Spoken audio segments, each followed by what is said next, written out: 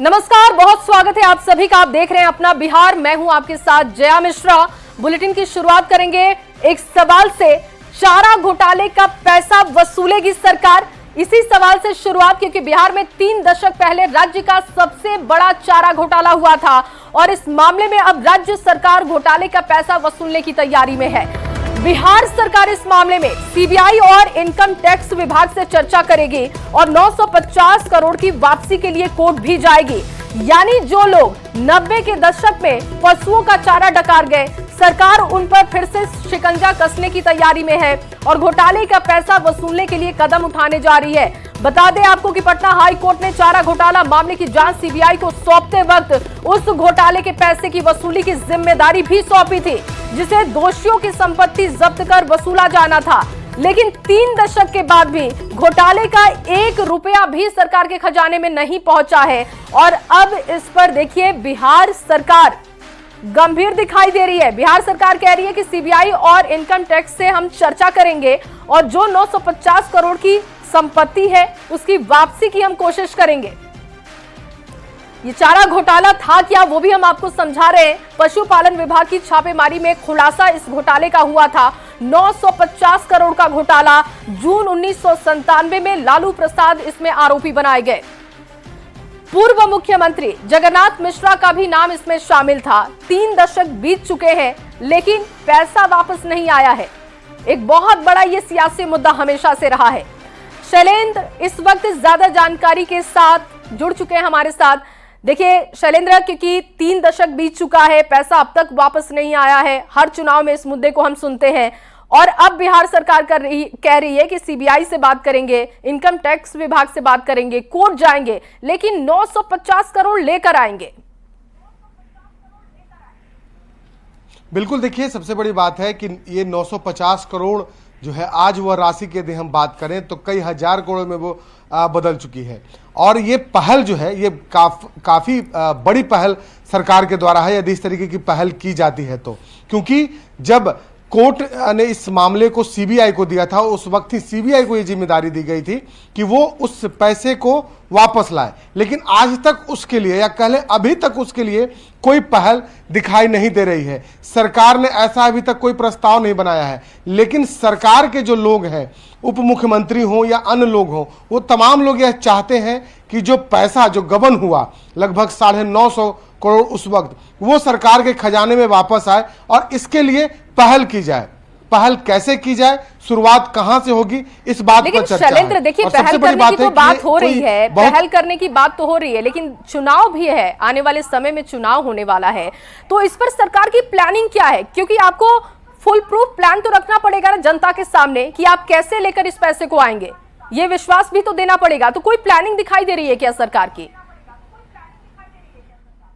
देखिए सबसे बड़ी बात है कि मैसेज देने की भी कोशिश है सरकार की तरफ से कि हम प्लानिंग कर रहे हैं।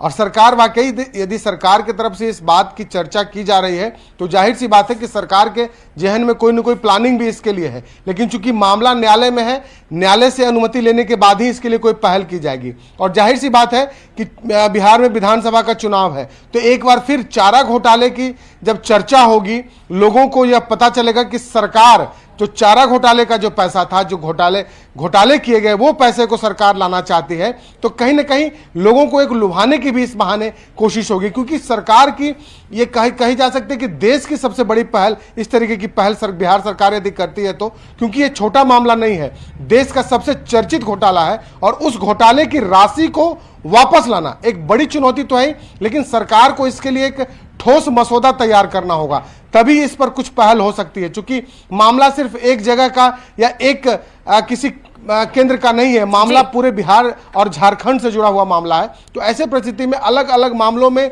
जो लगभग 950 करोड़ उस वक्त जो घोटाले हुए, उसकी राशि आज हजारों करोड़ में है। और वो राशि यदि वापस आती है तो कहीं ना कहीं कहा जा सकता है कि इसके 2 फायदे होंगे। एक तो राज्य सरकार के जो खजाना है वो भी बढ़ेगा, और दूसरा कहीं ना कहीं एक बड़ा पॉलिटिकल स्टंट भी होगा। चूंकि बिहार में विधानसभा का चुनाव है और ऐसी परिस्थिति में इन बातों को लेकर के यदि सरकार जनता के बीच बीच में जाती है तो कहीं ना कहीं जो एनडीए है, जो जी। भाजपा है, वो तमाम जो अपने वोटर हैं, इस बहाने वोटरों को भी गोलबंद करने की कोशिश ठीक है शैलेंद्र, करेगी, देखिए जरूर अगर कोशिश ऐसा करेगी। सरकार लेकिन कर पाती सबसे बड़ी है, एनडीए कर पाता है तो इसका फायदा जरूर मिलेगा। लेकिन अभी जो बात कही गई है कि कोर्ट जाएंगे, पैसा लेकर आएंगे, जो लोग इसमें शामिल थे उनकी संपत्ति जब्त हो, उससे वसूली की जाए, रिकवरी की जाए, इस पर विपक्ष क्या कह रहा है? कैसे वो डिफेंड करेगा अगर ये मुद्दा इतना हाईलाइट होता है तो? बिल्कुल जाहिर सी बात है कि विपक्ष के लिए, विपक्ष को भी इस पर जवाब देने के लिए बड़ी रणनीति बनानी होगी, क्योंकि ये पूरा मामला विपक्ष से जुड़ा हुआ है। राजद सुप्रीमो लालू प्रसाद यादव से ये मामला जुड़ा हुआ है। तो ऐसे परिस्थिति में आरजेडी को जवाब देना होगा कि सरकार यदि ऐसी पहल करती है तो उसका क्या रुख होगा। क्या आरजेडी चाहती है कि उस वक्त जो राशि गबन हुआ, उस वक्त जो घोटाले हुए, वो पैसा जनता के पास आए, सरकार के खजाने में आए? हालांकि आरजेडी के लिए भी बहुत आसान नहीं होगा इस पर बयान देना, लेकिन सबसे बड़ी चुनौती यह होगी कि इसके लिए सरकार क्या पहल करती है। सरकार पहल करती है या फिर यह हवाई सिर्फ बयानबाजी है, यह भी देखने की बात होगी। चूंकि यह कोई छोटा मामला नहीं है और एक दिन का मामला नहीं है, इसके लिए काफी प्रयास और बड़ा मसौदा सरकार को तैयार करना होगा। और जहां तक विपक्ष की बात है तो कहीं ना कहीं विपक्ष को भी जवाब देने में मुश्किलों का सामना जरूर करना पड़ेगा, क्योंकि यह मामला सीधे राजद सुप्रीमो लालू प्रसाद यादव से जुड़ा हुआ है। जी ठीक है शैलेंद्र, बहुत शुक्रिया आपका तमाम जानकारी के लिए, क्योंकि इस मुद्दे पर देखिए लगातार बात होती रहती है लेकिन अब तक इस पर बहुत ठोस कदम नहीं दिखाई दे रहा है। तो बिहार सरकार अब चारा घोटाला के पैसे की वापसी की तैयारी में है और ऐसे में इस पर सियासत भी तेज हो गई है। लगातार रिएक्शंस आ रहे हैं, आपको सुनवाते हैं। देखिए बिहार की लूट हुई है, बिहार के लोगों का पैसा लूटा गया है, तो जाहिर सी बात है कि सरकार की जिम्मेदारी बनती है कि वो पैसे की रिकवरी करे। जिन लोगों ने भी बिहार को लूटा है उनसे बिहार के लोगों का पैसा तो वापस लिया जाएगा ना। सरकार इस संबंध में कार्रवाई करेगी और ये कार्रवाई होनी ही चाहिए, निश्चित तौर पर होनी चाहिए। बोए बीज बबूल का तो आम कहाँ से हुए, जैसी करनी वैसी भरनी। अब कोई जनता की गाढ़ी कमाई को पचा ले और उससे अपनी संपत्ति बना ले, ये कहां तक उचित है। हमें लगता है कि जनता की गाढ़ी कमाई की रिकवरी के लिए हर संभव प्रयास तो होने ही चाहिए। देखिए इस पहल की सराहना होनी चाहिए और बिहार सरकार ने जो निर्णय लिया है वो जनता के हित में है। अन्यथा ये भ्रष्टाचारी लोग जो है जेल और बेल के खेल में उलझाए रहते हैं और जनता के लूटे हुए पैसे से खुद भी ऐश करते हैं, उनकी पीढ़ियां ऐश करती हैं।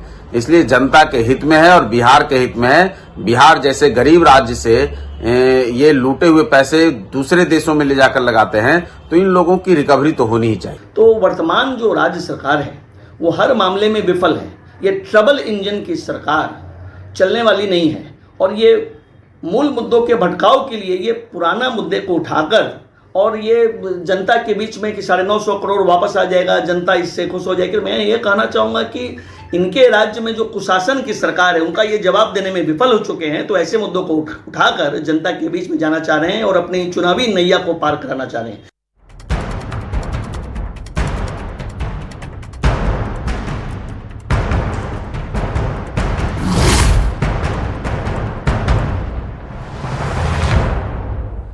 तो एक तरफ तो जो मुद्दा है चारा घोटाले का वो सियासत में हावी है, लेकिन दूसरी तरफ इस वक्त सियासी लड़ाई मीट और नमाज पर भी आ गई है। चुनावी डगर पर चल रही बिहार की राजनीति हर दिन नया मोड़ ले रही है, हर दिन नए मुद्दे तलाशे जा रहे हैं। जैसे जैसे चुनाव नजदीक आ रहा है जुबानी जंग तेज होती जा रही है, यानी चुनावी साल में बिहार में मुद्दों की बहार है। एक मुद्दे पर नेता टिकते हुए नहीं दिखते, कभी बयान पर घमासान हो जाता है तो कभी जाति धर्म पर सियासी फसाद हो जाता है और बात बढ़ते बढ़ते अब मीट और नमाज पर आ चुकी है।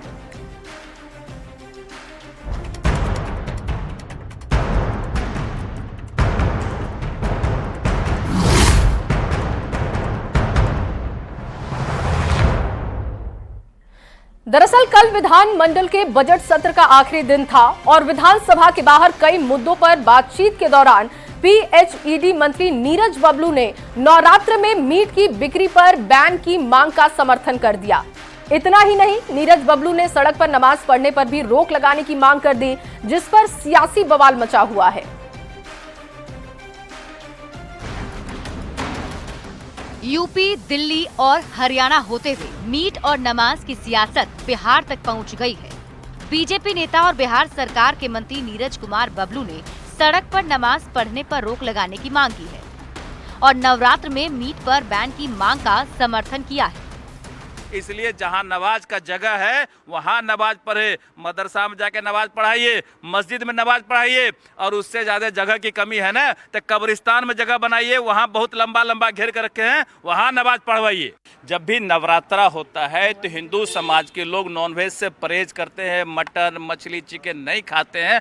अगर उनका डिमांड है कि ये बंद हो, क्योंकि देख करके भी लोगों को परेशानी होती है, पूजा पाठ में दिक्कत समझ में आता है, तो अगर लोग डिमांड करते हैं तो निश्चित रूप से इस पर विचार होना चाहिए, और अगर बैन करना पड़े तो हम इसके समर्थन में बैन कर देना चाहिए। बीजेपी कोटे के मंत्री की ओर से दिए गए सड़क पर नमाज और मीट बैन के बयान ने बिहार की सियासत का पारा भी चढ़ा दिया है। और क्या बबलू जी बिहार वासी को आश्वस्त करेंगे कि नवरात्रा में गिरिराज सिंह और बचोल मीट नहीं खाएंगे? कांग्रेस और आरजेडी के नेताओं ने नीरज कुमार बबलू के बयान पर पलटवार करते हुए कहा कि बीजेपी नेताओं का बस यही काम रह गया है। कौन मंदिरों में जाएंगे, कौन मस्जिदों में जाएंगे, ये भी वही तय करेंगे। ये देश में अपने नियम कानून संविधान से चलेगा कि किसी के। वहीं नवरात्र में मीट पर बैन और सड़क पर नमाज पढ़ने पर रोक की मांग वाले नीरज कुमार बबलू के बयान से जेडीयू के नेता सहमत नहीं दिख रहे हैं।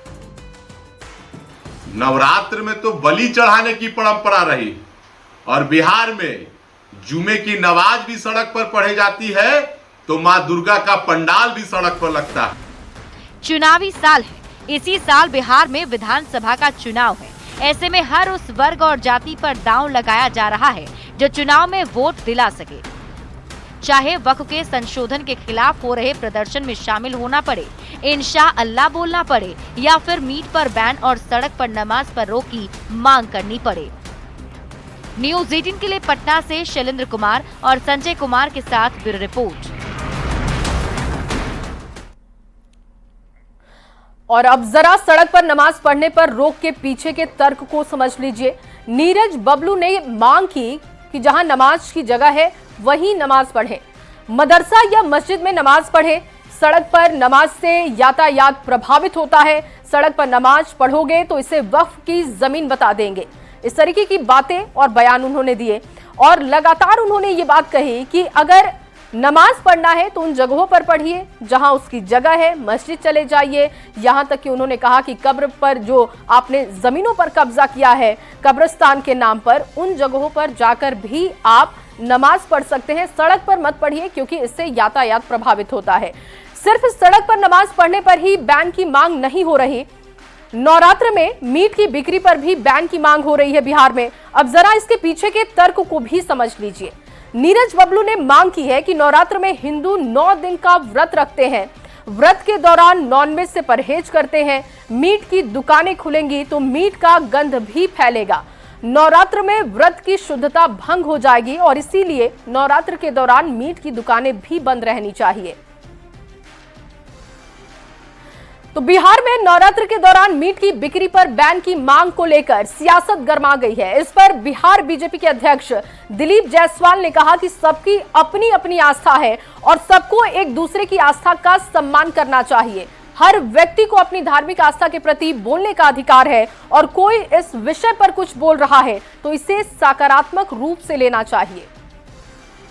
आस्था है, हम वेजिटेरियन हैं, हम शाकाहारी हैं, हम मांसाहारी हैं, सबको अपना अपना आस्था पर बोलने का हक है और किसी के आस्था का आदर करना चाहिए, पॉजिटिव लेना चाहिए। अगर मुसलमान भाई भी कुछ बोलते हैं अपने आस्था के लिए, उसका भी सम्मान करना चाहिए। धार्मिक आस्था बहुत जरूरी है।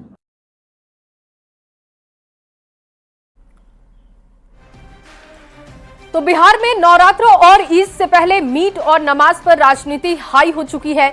सभी राजनीतिक दलों के नेता अपने अपने चश्मे से इस मुद्दे को देख रहे हैं। उनका रिएक्शन क्या है आपको सुनवाते हैं। अपने विभाग के प्रति कितना उत्तरदायित्व का निर्वहन करते हैं, अपने विभाग के माध्यम से कितने लोगों को फायदा पहुंचाए हैं। इस तरह की भाषा बोल करके आप अपने कर्तव्यों से नहीं भाग सकते हैं। नीरज कुमार बबलू जी, आप जनता के प्रति जवाबदेह हैं और आप अपने कर्तव्यों के प्रति ईमानदार रहें। नवरात्र में तो बलि चढ़ाने की परंपरा है और मस्जिद में जब भीड़ ज्यादा हो जाती है तो लोग सड़क पर नमाज पढ़ते हैं। मंदिर में जब भीड़ ज्यादा हो जाती है तो लोग सड़क पर कतार में लगते हैं। अभी रामनवमी आने वाला है और महावीर मंदिर में भीड़ होगी तो लोग सड़क पर ही कतार में लगेंगे और मुस्लिम समाज के लोग उन्हें शरबत पिलाते हैं। जैनियों के महापर्व महावीर जयंती पर सरेआम सड़कों पर मीट की बिक्री पर रोक है, तो फिर नवरात्र जैसे पवित्र और पावन पर्व पर क्यों नहीं? विपक्ष की नीति तो मुस्लिम वोट को कब्जियाने की रहती है। इसके लिए सांप्रदायिक सद्भाव कोई चीज नहीं है। यूपी, दिल्ली और हरियाणा में रोक का ऐलान कर सरकार ने सराहनीय कार्य किया है। इसे बिहार में ही लागू हो तो विपक्ष की छटपटाहट क्यों? भारतीय जनता पार्टी के लगाए गए आग जो सिर्फ मंदिर, मस्जिद, नमाज, मटन, हिंदुस्तान पाकिस्तान करते रहते हैं, उसकी गूंज अब उस छुआछूत तक जा चुकी है। जो लोग पहले कुछ लोगों को अछूत मान के मंदिर में नहीं जाने देते थे, आज उन्हीं लोगों ने परशुराम के वंशज को भी अछूत करार दिया। सड़क नमाज अदा करने के लिए नहीं बनाई गई है, उससे आम जन को परेशानी होती है। तो जहां पे नमाज के लिए उपयुक्त स्थान हो, नमाज वहां पढ़ी जाए। जहां तक बात आती है मांस मछली को प्रतिबंधित करने के लिए नवरात्र में, तो नवरात्र सनातनियों के लिए बड़ा पवित्र समय है और उस पवित्रता को बनाए रखने के लिए सरकार अगर कोई निर्णय लेती है, सरकार का ही अधिकार क्षेत्र है, तो मुझे लगता है कि उसका स्वागत होना चाहिए।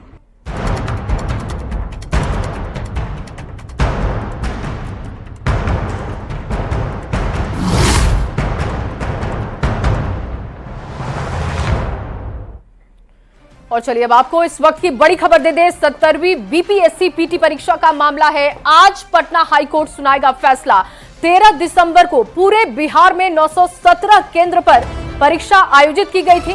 पटना में एक सेंटर पर धांधली का आरोप लगा। बापू सेंटर पर धांधली के बाद परीक्षा रद्द कर दी गई। आंदोलन के बीच मामला कोर्ट में पहुंचा। कोर्ट ने 19 मार्च को फैसला सुरक्षित रख लिया। इस पूरे मामले पर ज्यादा जानकारी न्यूज 18 संवाददाता रजनीश कुमार दे रहे हैं। सुनते हैं उनकी रिपोर्ट। 70वीं पीटी के अभ्यर्थियों के लिए आज का दिन काफी अहम होने वाला है, क्योंकि आज 70वीं पीटी को लेकर पटना हाईकोर्ट फैसला सुनाने वाला है। 19 मार्च को भी सुनवाई हुई थी और सभी पक्षों की दलील सुनने के बाद फैसले को सुरक्षित रख लिया गया था। लेकिन आज फाइनल सुनवाई के बाद फैसला आना है, जिसको लेकर हलचल तेज हो गई है और पटना हाईकोर्ट के बाहर इस वक्त हम मौजूद हैं। यानी 9 जनवरी को पटना हाईकोर्ट में याचिकाकर्ता पप्पू कुमार ने याचिका दायर की थी, जिसके बाद कई सुनवाई हुई लेकिन फैसला नहीं आया। आखिरकार 19 मार्च को दलील सुनने के बाद, सरकार और याचिकाकर्ता की दलील सुनने के बाद पटना हाईकोर्ट ने फैसले को सुरक्षित रख लिया था। और याचिकाकर्ता हैं, उन्होंने आरोप लगाया था और उसके बाद जो पटना हाईकोर्ट है उससे मांग की थी कि पीटी परीक्षा रद्द करते हुए पुनर्परीक्षा आयोजित की जाए, जिसको लेकर आज फैसला आना है और देखना है कि आखिर अब बीपीएससी की जो दलीलें हैं या सरकार की दलीलें हैं उस पर मुहर लगती है या अभ्यर्थियों की जीत होती है। तमाम अटकलों पर आज विराम लग जाएगा। और बता दें आपको कि 13 दिसंबर को पूरे राज्य भर में जो है 70वीं बीपीएससी पीटी की परीक्षा हुई थी, जिस पर सवाल उठा था।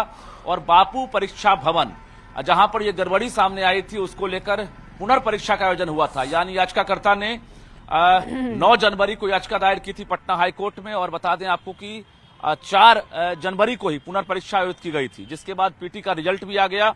और उसके बाद भी लगातार सभी की निगाहें पटना हाईकोर्ट के फैसले पर टिकी हुई है। तो आज वो घड़ी आ गई है और एक तरह से कहा जाए कि 13 दिसंबर से लेकर अब तक का जो सफर रहा, आंदोलन का सफर रहा, यानी इस बीच गर्दनी बाग हो, गांधी मैदान हो, तमाम जगहों पर लगातार प्रोटेस्ट देखने को मिला। कई राजनीतिक पार्टियां जो हैं वो भी सड़कों पर उतरी। तेजस्वी यादव हो, पप्पू यादव हो या जनसुराज के संस्थापक प्रशांत किशोर हो, तमाम लोगों ने अभ्यर्थियों के मुद्दे पर प्रदर्शन किया। और इस दौरान जो अभ्यर्थी हैं उन्हें पुलिस की लाठियां भी खानी पड़ी। अब जाकर पटना हाईकोर्ट आज उस याचिका पर सुनवाई करेगा और फाइनल जो है आज फैसला आ जाएगा। देखना होगा कि आखिर दोपहर तक फैसले में क्या आता है, क्या अभ्यर्थियों की जीत होती है या फिर सरकार की जीत होती है। कैमरामैन दीपक के साथ रजनीश कुमार, न्यूज 18 पटना। और अब आपको गया से बड़ी खबर दे दे, जहां मुबारकपुर में पुलिस की टीम पर हमला हो गया। एक एएसआई और एक महिला सिपाही घायल हैं। बंधक बने युवक को छुड़ाने के लिए पुलिस की टीम यहां पर पहुंची थी। चौकीदार के बेटे और रिश्तेदार पर आरोप है पुलिस के साथ मारपीट करने की और शराब के नशे में चौकीदार का बेटा था। पुलिस को सूचना मिली थी कि चौकीदार का बेटा बुढ़परैया के आशिक कुमार को बंधक बनाकर पीट रहा है, जिसके बाद पुलिस मुबारकपुर गांव पहुंची और इसी दौरान चौकीदार सुरेश पासवान का पुत्र बैजनाथ और उसके परिवार के लोगों ने पुलिस पर हमला कर दिया। अब पुलिस हमला करने वालों की पहचान कर रही है। चोटिल होते हुए भी वो लड़का को बचा करके पुलिस गाड़ी से आगे की ओर विदा कर दिया। हम थाने से अतिरिक्त बल के रूप में गए थे, जो व्यक्ति को ग्रामीण बंधक बनाए हुए थे उनके लाने के लिए गया और लाने के क्रम में ग्रामीण उन्हें बचा करके लाए, हम थाने ला रहे थे। तो बंधक बनाए हुए व्यक्ति को आपने छुड़ाने का प्रयास कर रहे थे, तो इसी दौरान आपके ऊपर हमला किसने किया? ग्रामीण जनता लोग मुझ पर। पुलिस गाँव से पब्लिक लोग किया। अच्छा, कुछ लोग जानते भी हैं आप लोग क्या? हाँ, हम जानते हैं। चौकीदार का सवाल है। चौकीदार के परिजनों के द्वारा हमला किया गया। सब चौकीदार के आदमी था उधर। अच्छा, न्यूज 18 रिपोर्टर एलन लिली इस वक्त हमारे साथ गया से जुड़ चुके हैं ज्यादा जानकारी के साथ। एलन, ये पूरा मसला क्या है, अभी तक अपडेट इस पर क्या है, बताइएगा।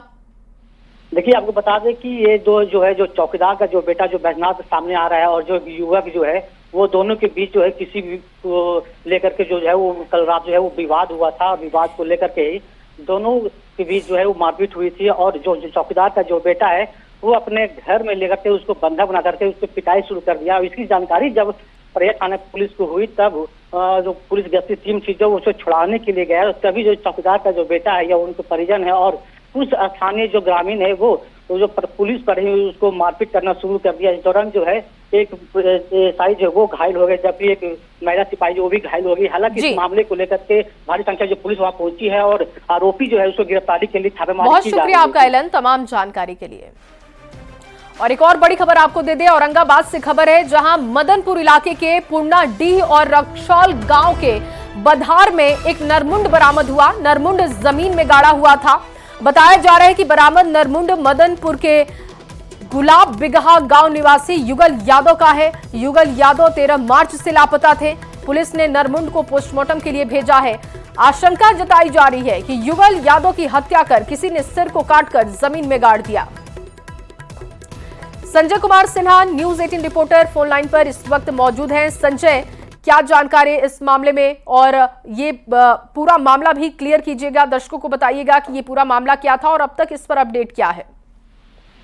जी, ये मामला पूरा जो है ये मामला युगल यादव के लापता होने से जुड़ा हुआ है, जो 13 मार्च से लापता चल रहे हैं।